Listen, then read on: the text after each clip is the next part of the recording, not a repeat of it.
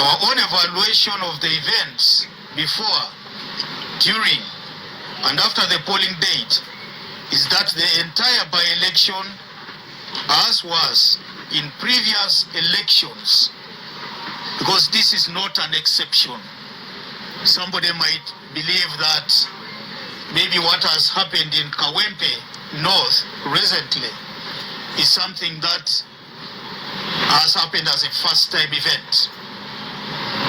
But being players as a political party that have been in this field for 20 years now, we can cite the Soroti City East constituency by-election, Kayunga District Woman Seat by-election, Arua Municipality by-election, and Bukedia District by-election, and from a distant past, the Kanungu elections that involved Amama Mbabazi and Garuga Muksinguzi, that is Kinkizi East elections, among others, amounted to a military operation intended to subvert the will of the people.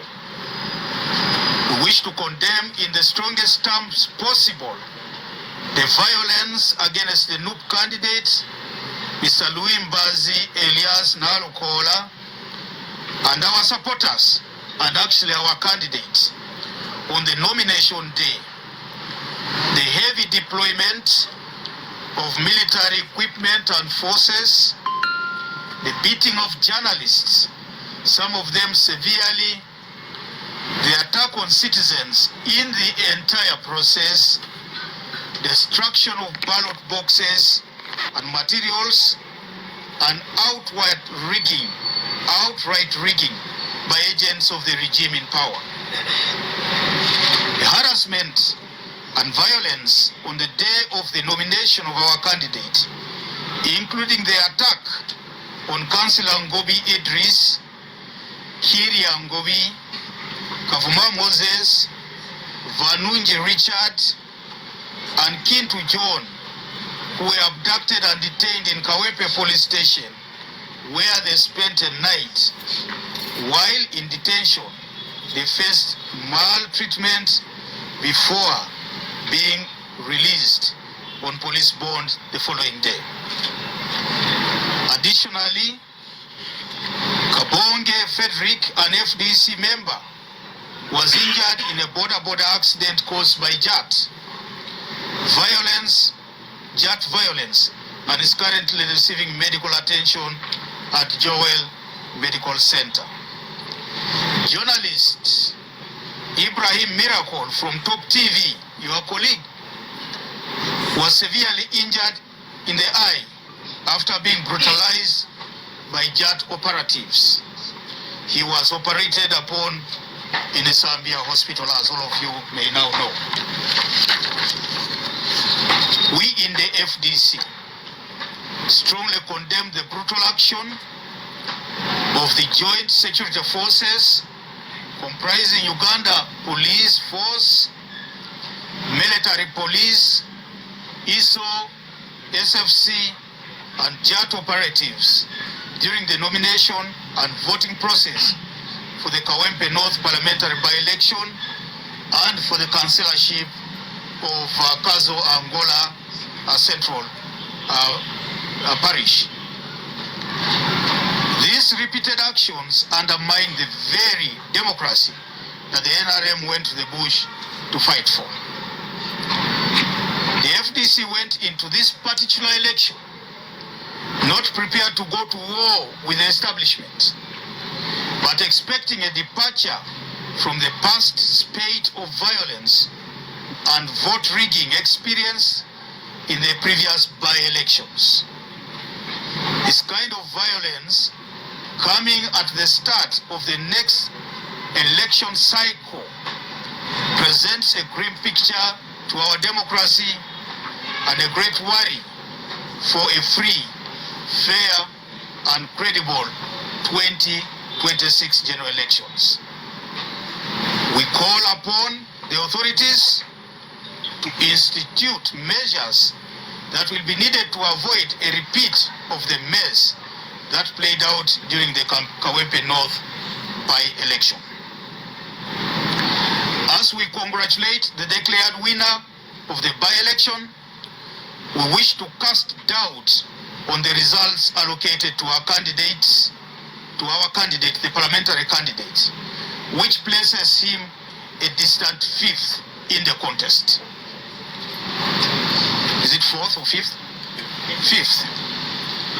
Having previously participated in elections in Kawempe North, we fielded a candidate in the general election of 2021.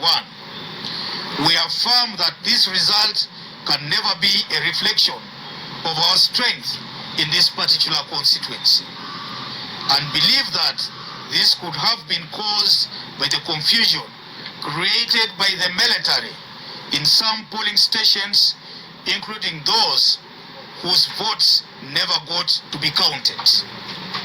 We shall never get to know our accurate tally in this election. The Electoral Commission must be brought to account for the terrible by-election that they should have managed better. We thank the people of Kawempe North for standing up against intimidation and turning up to vote. Mr. Sebunya Sharif, our candidate for Councillor Kazo Angola Central, will never get to know how many votes he got, because his area is one of those whose ballot boxes and papers were destroyed. We shall be embarking on a court process to demand costs incurred during this election exercise for our candidates. Whom are we suing? We are going to sue the Electoral Commission, because they failed to take responsibility. By the way, they failed to take responsibility because after seeing all this mess happening in Kawempe, it was within their power to stop that election. It was. The information that we have is that in 15 areas, and mark me, in 15 voting areas, not polling stations, boxes were destroyed. And you can imagine the number of votes that were not counted. They didn't stop the election. They went ahead to conduct it, even with all those flaws, and an announcement was made. Of course, we are happy that it was a interim announced. So we'll take the Electoral Commission to court for being irresponsible. You all know that in a campaign, candidates incur expenses, time is lost,